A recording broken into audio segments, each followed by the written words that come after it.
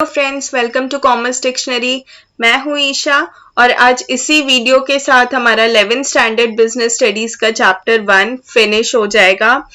तो let's start it. इसका हम आज लास्ट टॉपिक पढ़ने वाले हैं, that is basic factors to start a business. Okay, अब काफी लोग सोचते हैं बिजनेस स्टार्ट करने का, पर कितने अपने प्लान्स इफेक्टिवली इम्प्लीमेंट कर पाते हैं।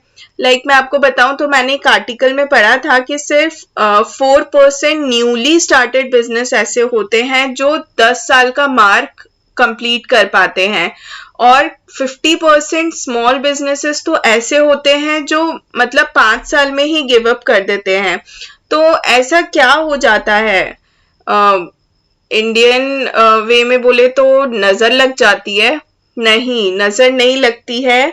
कुछ ऐसे फैक्टर्स होते हैं जिनको स्टडी करना, प्रॉपर प्लानिंग करना और फिर अपने आइडियाज को इम्प्लीमेंट करना बहुत जरूरी होता है। हमें एक इच्छा हुई, एक डिजायर हुआ कि यार इस चीज का बिजनेस करते हैं और बिजनेस स्टार्ट कर लेते हैं, बिजनेस शुरू हो जाता है, पर कोई आइडिया ही नहीं रहता है कि कितना मनी हमें इन्वेस्ट करना होगा, फिर बिजनेस स्टार्ट होने के बाद कितना और ज्यादा इन्वेस्टमेंट करना होगा, कितनी नॉलेज और एक्सपीरियंस की हमें रिक्वायरमेंट है, प्रॉपर रिसर्च की रिक्वायरमेंट है, हमारे टारगेट कस्टमर सेट करने की रिक्वायरमेंट है ना। हमें अपने कॉम्पिटिटर्स को स्टडी करना पड़ता है, उनकी स्ट्रैटेजी स्टडी करनी पड़ती है, किस तरीके से हम रिसोर्सेस को एम्प्लॉय करेंगे। ऐसे बहुत सारे फैक्टर्स होते हैं। ओके, तो सक्सेसफुल बिजनेस का फंडा क्या होता है कि जो एंटरप्रेन्योर होता है वो एंटिसिपेट करता है प्रॉब्लम को, कि उसे कौन कौन सी प्रॉब्लम्स आने वाली हैं बिजनेस में, और उन प्रॉब्लम्स को सॉल्व करता है मिनिमम कॉस्ट के साथ। ठीक है, तो एक सक्सेसफुल बिजनेसमैन या एंटरप्रेन्योर वही होता है जो बिजनेस स्टार्ट करने से पहले सारी प्रॉब्लम्स को एंटिसिपेट करे जो बिजनेस स्टार्ट करने में आ सकती हैं या बिजनेस स्टार्ट करने के बाद आ सकती हैं, है ना। और उन प्रॉब्लम्स को कम से कम कॉस्ट में, कम से कम वेस्टेज के साथ सॉल्व कर पाए। अब कुछ प्रॉब्लम्स बहुत ही बेसिक और ऑब्वियस नेचर की होती हैं, बट बहुत ही इम्पोर्टेंट होती हैं, और ऐसा करना इसलिए जरूरी होता है कि कंपटीशन बहुत ही ज्यादा टफ हो चुका है और रिस्क बहुत ज्यादा हाई रहती है। तो इन प्रॉब्लम्स को समझना बहुत ही जरूरी होता है। तो हमें सारी, जैसे करण जौहर की मूवीज के से स्टार्ट होती है ना, तो वैसे हमें सारे क्वेश्चंस के वाले लाने होते हैं। कौन सा, कैसे, कब, कहाँ, किधर, क्यों, ये सब सोचना पड़ता है एक बिजनेस स्टार्ट करने से पहले। अब मैं आपको एक एग्जाम्पल के साथ समझाऊं तो, जैसे मुझे स्पाइस मैन्युफैक्चरिंग बिजनेस करना है, मुझे मसालों की एक फैक्ट्री खोलनी है, मसालों का बिजनेस करना है, तो मुझे उसके लिए क्या सोचना पड़ेगा कि यार मेरी जो वर्कशॉप होगी, मेरी फैक्ट्री होगी, उसकी लोकेशन क्या होगी, फिर मेरे टारगेट कस्टमर्स कौन होंगे, होम यूजर्स होंगे, माँ की रसोई, या होटल्स रेस्टोरेंट्स के किचन होंगे, होटल्स या रेस्टोरेंट्स मेरे टारगेट कस्टमर्स होंगे या दोनों होंगे। फिर मेरा डिस्ट्रीब्यूशन चैनल क्या रहेगा, यानी प्रोसेसिंग फैक्ट्री से या मेरी वर्कशॉप से वो कहाँ कहाँ जाकर होलसेलर्स के थ्रू, डिस्ट्रीब्यूटर्स के थ्रू, रिटेलर्स के थ्रू, फिर वो घर में लोगों के घर तक पहुंचेगा और होटल्स और रेस्टोरेंट्स तक पहुंचेगा। फिर मुझे और क्या क्या सोचना पड़ेगा कि यार मुझे कौन कौन सी मशीन्स, टूल्स और इक्विपमेंट्स की जरूरत पड़ेगी मसाला बनाने के लिए। फिर मुझे जो रॉ मटेरियल्स की जरूरत पड़ेगी वो मैं कहाँ से प्रोक्योर करूंगा। प्रोक्योर करना मतलब कहाँ से खरीदूंगा, कहाँ से ऑब्टेन करूंगा, है ना।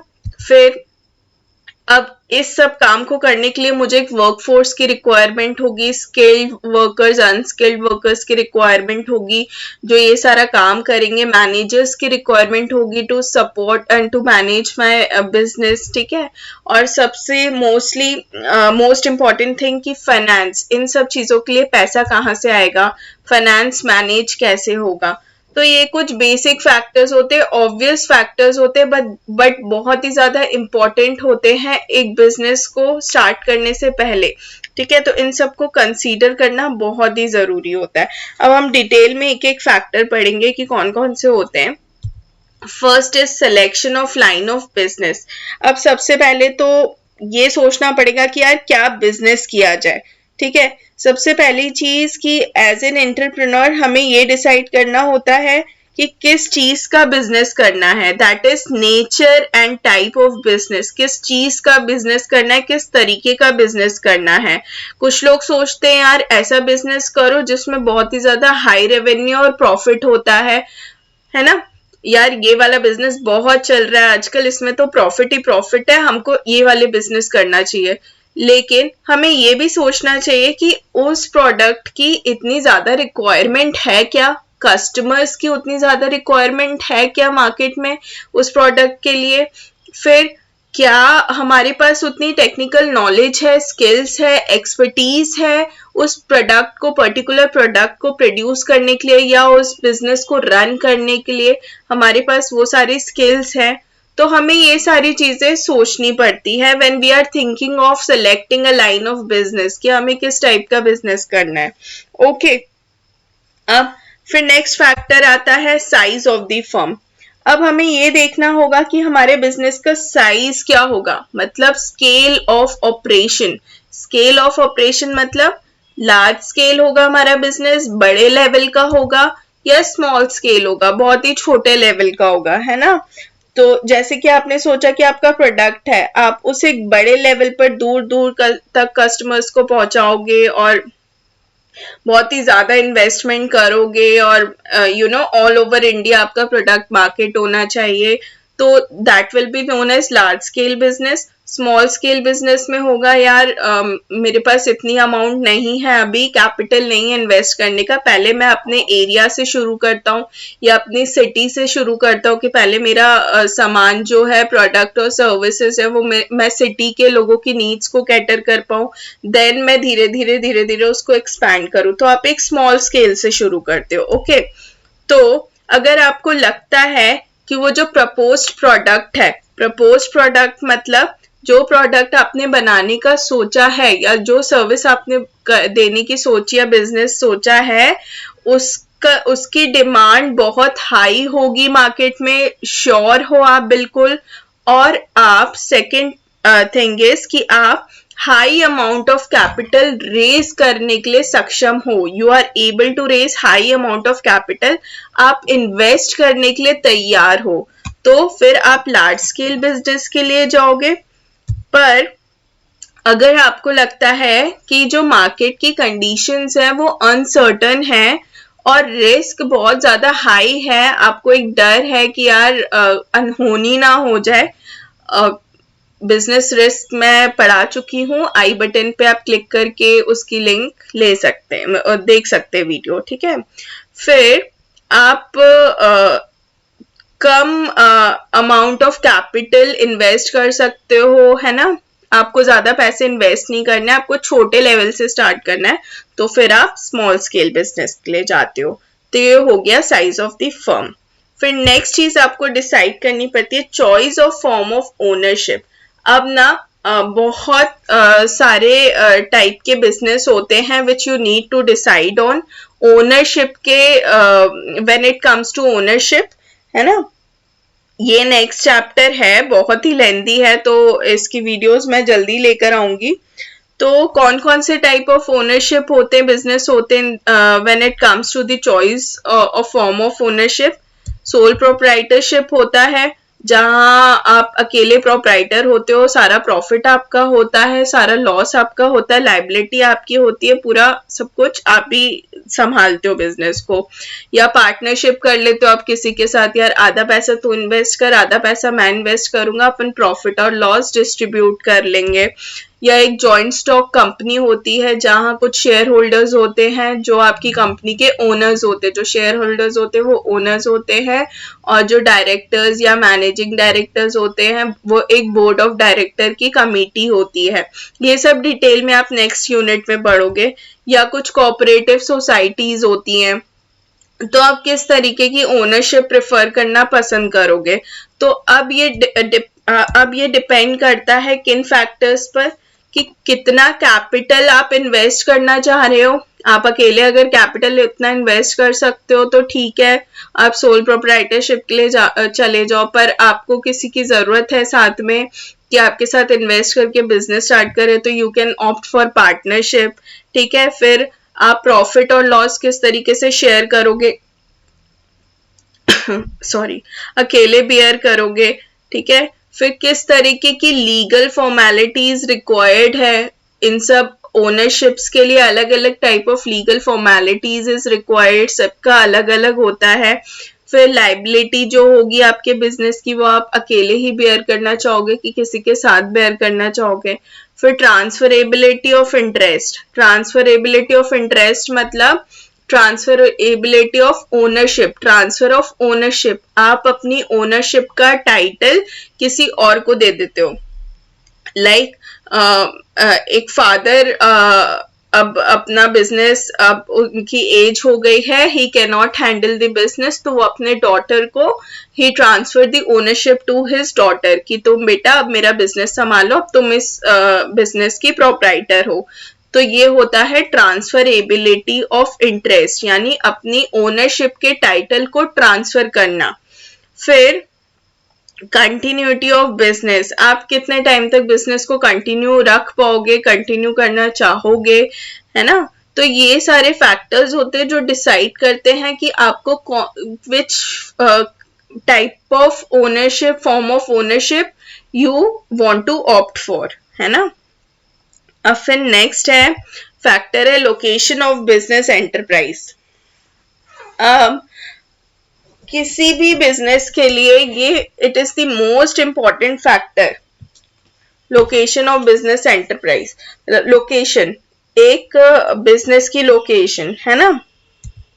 अब अगर आपने इनअप्रोप्रिएट लोकेशन चुन लिया, आप कहीं ऐसी जगह अपना बिजनेस सेटअप कर लिया, या कहीं ऐसी जगह आपकी फैक्ट्री या वर्कशॉप सेटअप कर लिया जहां पर आपको प्रॉपर फैसिलिटीज ही नहीं मिल रही हैं, प्रॉपर काम करने का फ्लो नहीं मिल रहा है, रॉ मटेरियल्स इजीली अवेलेबल नहीं है, auxiliaries to trade is not available there, तो आपका बिजनेस शटडाउन हो सकता है, और हो ही जाता है if inappropriate location is there.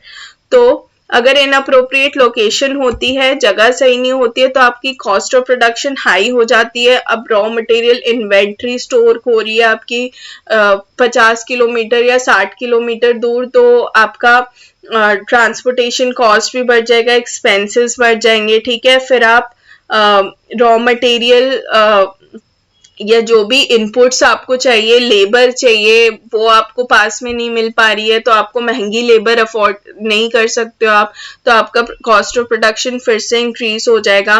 फिर आप अपने कस्टमर्स को अच्छे से सर्व भी नहीं कर पाओगे, है ना। पर अगर आप राइट चॉइस ऑफ लोकेशन करते हो, आप एक ऐसी जगह चुनते हो जहां आपका बिजनेस वाकई फ्लरिश कर सकता है, जहां पर अवेलेबिलिटी हो रॉ मटेरियल की, प्रॉपर स्टोरेज हो, ज्यादा दूर आपको ना जाना पड़े, आपका गोडाउन वगैरह ये सब ज्यादा दूर ना हो, जब आपको इन्वेंट्री की जरूरत पड़े तब आप फटाफट जाके ला सकते हो, रॉ मटेरियल की जरूरत पड़े आप इजीली प्रोक्योर कर सकते हो। फिर लेबर, आपको पास में अच्छी चीप लेबर मिल जाए तो उससे भी आपकी कॉस्ट ऑफ प्रोडक्शन रिड्यूस हो जाएगी। आसपास बैंकिंग फैसिलिटीज भी होनी चाहिए, आपको सडनली फाइनेंसिंग रिक्वायरमेंट्स आ गई तो आसपास बैंकिंग फैसिलिटीज भी होनी चाहिए, proper transportation facilities, infrastructure facilities. ऐसे आपने जगह पर अपने बिजनेस खोल लिया जहां तक रोड ही नहीं है, अच्छी प्रॉपर रोड ही नहीं है, कुछ नहीं है, तो आपका जो प्रोडक्टिविटी होगी वो डिक्रीज होगी। फिर उस जगह पर पावर और water supply should be adequate, है ना। ये सारे फैक्टर्स होने चाहिए while deciding the location of business enterprise. फिर next is financing the proposition. Financing the proposition means जो भी आपने बिजनेस प्रपोज किया है उसको फाइनेंस करना। अब फाइनेंसिंग रिक्वायरमेंट्स हमें क्यों होती हैं वो इसलिए होती हैं क्योंकि हमें बिजनेस स्टार्ट करना है। बिना फंड्स के, बिना फाइनेंस के हम बिजनेस स्टार्ट नहीं कर सकते हैं। और उसके बाद एक बिजनेस को ऑपरेट करने के लिए भी फाइनेंस की रिक्वायरमेंट होगी।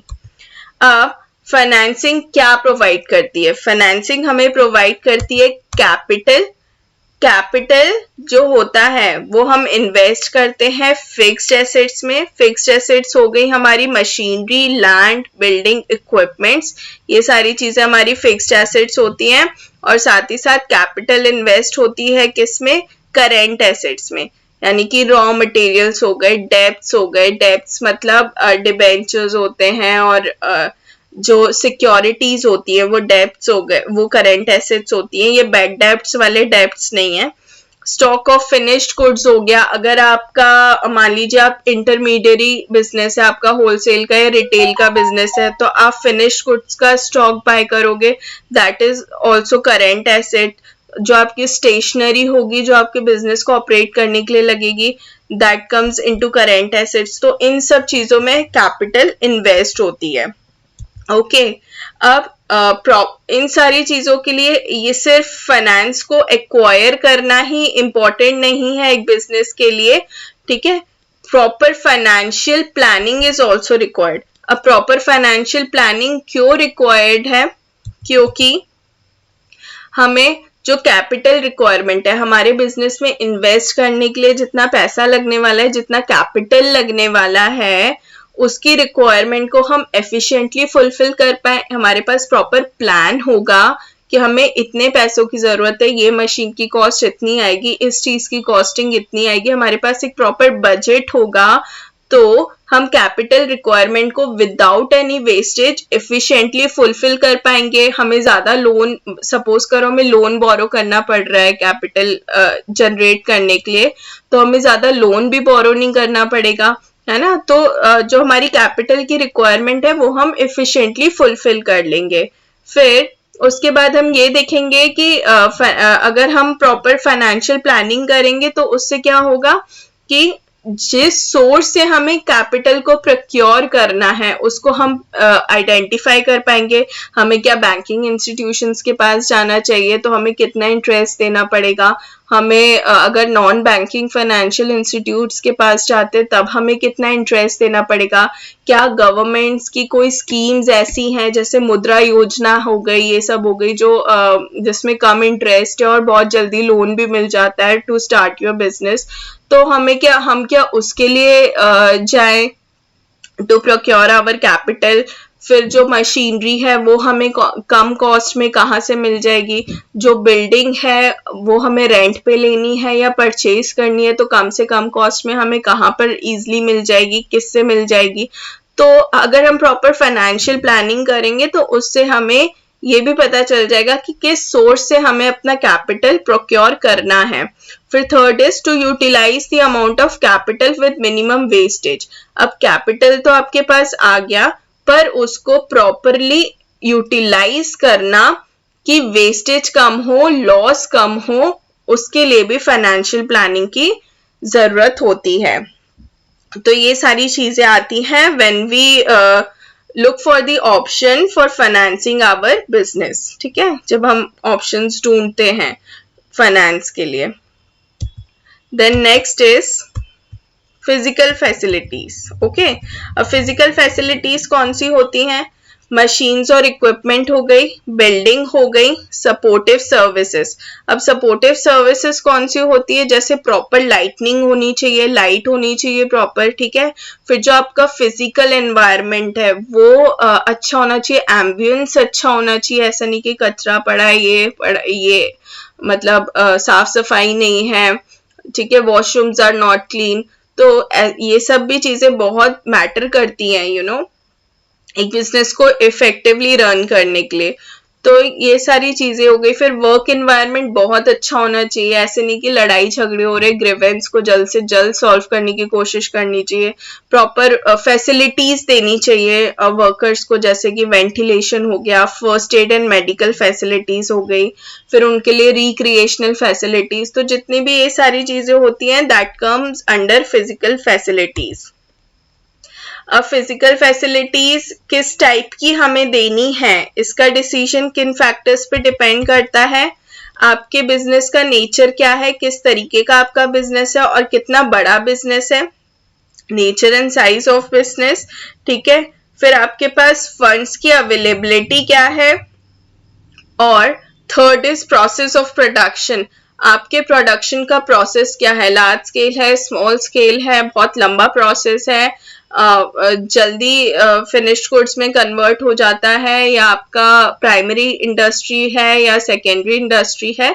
तो ये सारे जो फिजिकल फैसिलिटीज आपको किस टाइप की रखनी है, ये डिपेंड करता है इन फैक्टर्स पे। Okay, next is plant layout. अब आप देखो, आप घर बनाते हो या आपके घर का भी एक लेआउट है ना, कि ड्राइंग रूम यहाँ है, किचन यहाँ है, बेडरूम यहाँ है, स्टडी रूम यहाँ है, पूजा घर यहाँ है। तो एक सिस्टमैटिक प्लान है, सिस्टमैटिक लेआउट है कि ऐसा नहीं है कि मम्मी ने किचन के बर्तन उठा के आपके रूम में रख दिए या कपड़े सूखने किचन में जा रहे हैं। तो ऐसा नहीं होता। हमारे घर का जिस तरीके से लेआउट होता है, प्लांट लेआउट होता है प्रॉपर, उसी तरीके से एक बिजनेस का भी प्रॉपर लेआउट होना चाहिए। तो प्लांट लेआउट का मतलब होता है कि जितनी भी फिजिकल फैसिलिटीज हैं, जैसे मशीन्स कहाँ जाएंगी, इक्विपमेंट्स कहाँ जाएंगे, वर्कफोर्स कहाँ काम करेगी, ठीक है, ये सारी चीजें, और बाकी जो आप उनको सपोर्टिव सर्विसेज दे रहे हो वो कहाँ होंगे। तो इन सारी चीजों के अरेंजमेंट को हम बोलते हैं प्लांट लेआउट, ठीक है। जैसे कि एक फैक्ट्री का लेआउट दिया हुआ है, देखो ये फैक्ट्री है, फैक्ट्री एक्सटेंशन है, ये बिल्डिंग है, कैंटीन है, इधर ऑफिसेज हैं, ठीक है ना। फिर इधर ये सारी चीजें, फिनिश स्टोर्स, फायर स्टेशन, ये सारी चीजें। तो इस तरीके से प्लांट लेआउट होता है। फिर अगर आप सर्विस प्रोवाइड कर रहे हो तो आप अपना एक ऑफिस लेआउट बनाते हो, कहाँ पे क्यूबिकल्स आएंगी, कहाँ पे केबिन्स होंगे, कहाँ पे रिक्रिएशनल फैसिलिटीज आप दोगे। तो इस तरीके का लेआउट भी डिजाइन करना is very crucial before starting a business. फिर next is competent and committed workforce. अब एक वर्कफोर्स मतलब आपके जो भी एम्प्लॉयज होंगे और वर्कर्स होंगे, ठीक है। अब क्यों रिक्वायर्ड है कॉम्पिटेंट और committed workforce, why it is required, क्योंकि अब जैसे ये एक इमेज आप देख रहे हो, इसके अंदर लिखा है कि I am great at multitasking, I can waste time, be unproductive and procrastinate all at once, ठीक है। तो जो एंटरप्रेन्योर होता है वो सब कुछ अकेले नहीं कर सकता है, you can not do everything, है ना, कि वो प्रोडक्शन भी कर रहा है, वो मैनेजमेंट भी देख रहा है, वो बाकी सारी चीजें भी, सेल्स भी देख रहा है, फाइनेंस भी देख रहा है, उससे प्रोडक्टिविटी लो ही होगी। और इट इज बट ऑब्वियस यार, एक अकेला इंसान सारे काम नहीं कर सकता है। तो और सेकंड रीजन ये होता है कि जो भी आपके फिजिकल और फाइनेंशियल इनपुट्स हैं उसको आप प्रॉपरली कैसे कन्वर्ट कर रहे हो डिजायर्ड आउटपुट में, उसको जो फिजिकल एंड फाइनेंशियल इनपुट्स को डिजायर्ड आउटपुट्स में कन्वर्ट करने के लिए भी लोगों की जरूरत होती है, मशीन्स को ऑपरेट करने में लोगों की जरूरत होती है, सामान कंज्यूमर तक पहुंचाने में लोगों की जरूरत होती है। तो वर्कफोर्स क्यों रिक्वायर होती है, एफिशिएंट कमिटेड वर्कफोर्स इसलिए रिक्वायर होती है क्योंकि आप अकेले कुछ नहीं कर सकते हो, और साथ ही में जो हमारे फिजिकल एंड फाइनेंशियल इनपुट्स हैं उनको हम एफिशिएंटली कन्वर्ट कर पाए डिजायर्ड आउटपुट में, ठीक है। फिर उसके लिए क्या करना पड़ेगा, हमें आइडेंटिफाई करना पड़ेगा हमारे स्किल्ड, अनस्किल्ड और मैनेजरियल फोर्स को, कि हमें कितने स्किल्ड वर्कर्स की रिक्वायरमेंट है, कितने अनस्किल्ड, और किस टाइप की हमें मैनेजरियल लोगों की रिक्वायरमेंट है, ठीक है। फिर बस इतना ही नहीं कि हमने उनको रिक्रूट कर लिया अपने बिजनेस के लिए, हमने उनको हायर कर लिया, उसके बाद हमारे काम के अकॉर्डिंगली उनको प्रॉपर ट्रेनिंग देने की भी जरूरत है और टाइम टू टाइम उनको मोटिवेट करने की भी जरूरत है ना, तभी they will work hard. Next is tax planning. अब टैक्स प्लानिंग की जरूरत क्या होती है? टैक्स प्लानिंग की जरूरत इसलिए होती है क्योंकि देखो, अब बिजनेस ग्रो करेगा, प्रॉफिट ग्रो करेगा तो टैक्सेस भी बढ़ेंगे, ज्यादा इनकम होगी आपकी तो आपको टैक्स भी ज्यादा देना पड़ेगा, और टैक्सेस को अवॉइड करना इम्पॉसिबल होता है, क्योंकि एक तरीके से देखा जाए तो वो सोसाइटी के वेलफेयर में कंट्रीब्यूट करते हैं, तभी इंफ्रास्ट्रक्चर फैसिलिटीज और बाकी फैसिलिटीज इंप्रूव हो पाती है अगर आप टैक्स पे करते हो, है ना। और साथ ही में स्ट्रिक्ट लॉज भी बन गए हैं कि अगर आपने टैक्स पे नहीं किया तो फिर आपकी बैंड बच जाएगी, ये क्लियर कर चुकी है गवर्नमेंट। तो टैक्स पेमेंट के लिए स्ट्रिक्ट लॉज भी बन चुके हैं, ये भी एक रीजन है। और जो बहुत सारे टैक्सेस होते हैं, बहुत सारे टैक्स लॉज हैं जो हर बिजनेस की फंक्शनिंग को इफेक्ट करता है, ठीक है। फिर क्या करना चाहिए प्रॉपर टैक्स प्लानिंग के लिए?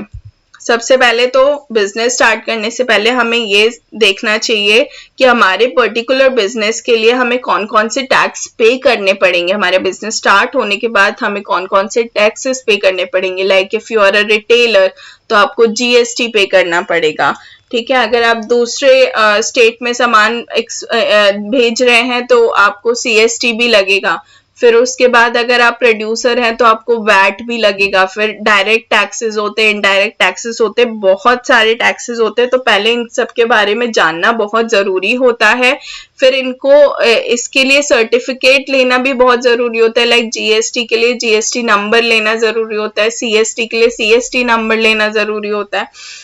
तो ये सारी चीजें होती हैं। फिर आपको एडवांस में आप सोच लो कि यार मेरे को इस बिजनेस से, मैं ये बिजनेस करने वाला हूँ, मुझे इतना तो इनकम मेरी होगी तो मुझे इतना टैक्स पे करना पड़ेगा। तो आप अपनी एक टैक्स लायबिलिटी अगर पहले से ही जान लेते हो, कंसीडर कर लेते हो, तो आपको प्रॉपर टैक्स प्लानिंग करने में हेल्प मिलती है। आप समझ पाते हो कि किस तरीके से यार अपना एक्सपेंसेस को कम करने, किस तरीके से with the help of CEOs and with the help of tax planners आप इजीली उस चीज को मैनेज कर पाते हो, जो आपके कैश फ्लोज होते हैं उनको मैनेज कर पाते हो।